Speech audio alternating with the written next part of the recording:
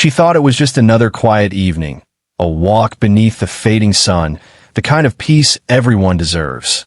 But that peace was shattered in an instant. Laughter echoed, not the kind that warms hearts, but the cruel sound of power mocking pain. Bound, humiliated, and left to suffer, she became the target of a system that saw her as less than human. Yet what no one realized was that this woman carried a truth powerful enough to shake the very foundations of justice itself. And when it surfaced, nothing would ever be the same. By all accounts, she lived a simple life. Each morning, she rose with the sun, tying her hair back before heading to work at the small community center downtown. To the children who gathered there, she was more than a caretaker. She was hope, a steady voice that reminded them they mattered. Neighbors knew her for her kindness, the way she carried groceries for the elderly or stopped to ask how someone's day had been. Her world was ordinary, but it was also fragile. She moved through her days with quiet strength, aware that the color of her skin often drew stares, whispers, or worse. Still, she pressed forward, determined to carve out peace in a world that rarely offered it. On the night it happened, there was nothing unusual in her steps. She locked the center doors, waved goodbye to a colleague, and began her walk home beneath a sky scattered with stars. The streets were calm, almost too calm. She didn't notice the shadows shifting, or the voices hushed until they were ready to erupt. What seemed like just another evening was about to collapse into a nightmare, one that would not only test her resilience, but reveal a truth no one was prepared to face. The first sound was laughter, sharp, mocking, the kind that doesn't invite you in, but pushes you out. At first, she told herself to ignore it, to keep walking. But then came the footsteps. Heavy, purposeful, a group closing in. Her heart quickened as the voices grew louder, each word dripping with contempt. "Look what we've got here," one sneered. She kept her eyes forward, praying it would pass. But it didn't. A hand grabbed her arm, yanking her off balance. She stumbled, the rough bark of a tree scraping her skin as they shoved her against it. The men wore badges. That should have meant safety, protection. But in this moment, it meant the opposite. Their laughter turned to commands barked like orders in a war zone. Her wrists were forced behind her, rope biting into her skin. She tried to protest, her voice trembling yet firm, but every word was drowned out by their mockery. To them, she wasn't a neighbor, a caretaker, a leader in her own quiet way. To them, she was an object, something to humiliate, to break.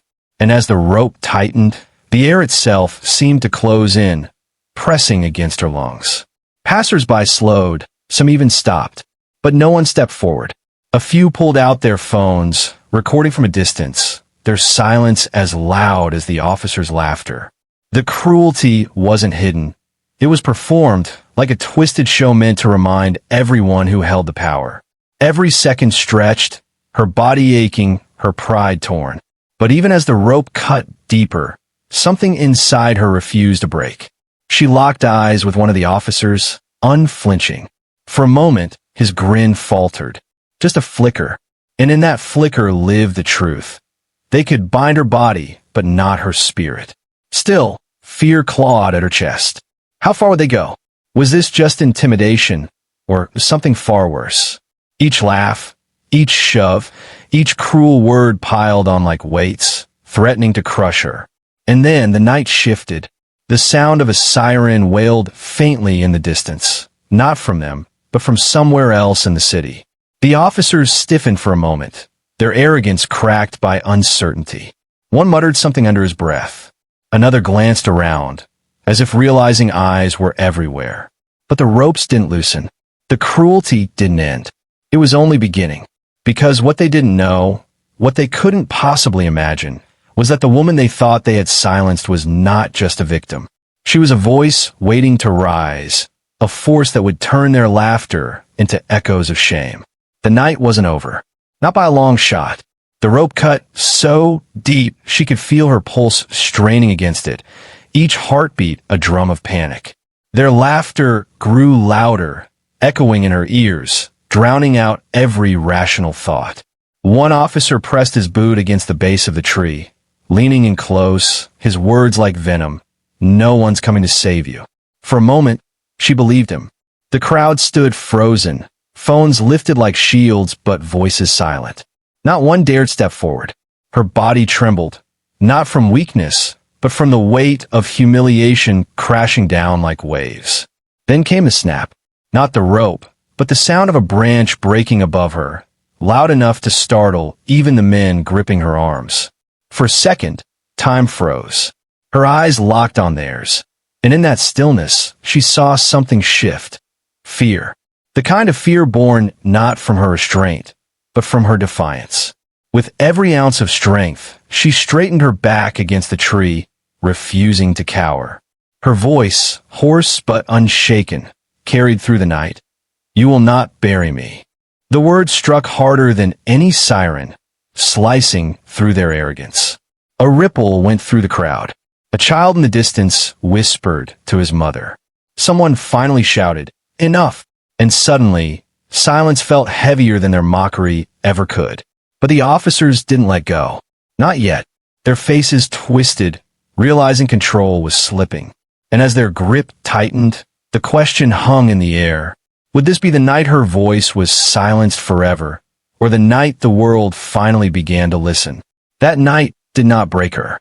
Though her wrists were bruised, though her dignity was tested, she walked away with something her oppressors could never take: her voice. What they intended as humiliation became a spark.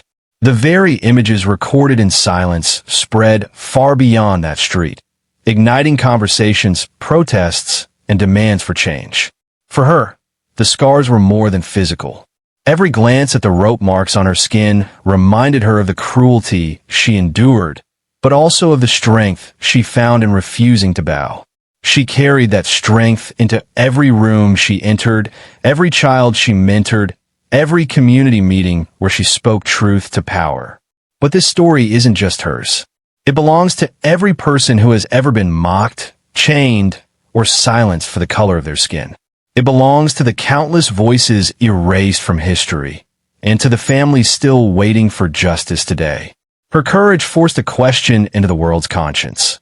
If injustice could be this visible and still ignored, how many more are suffering where no cameras exist?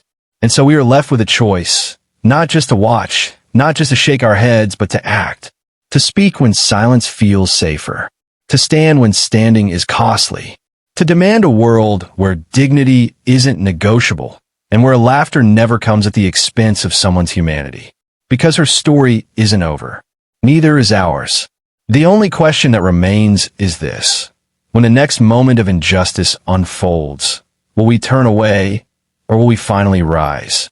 Disclaimer: the stories shared on this channel are works of fiction created solely for entertainment purposes.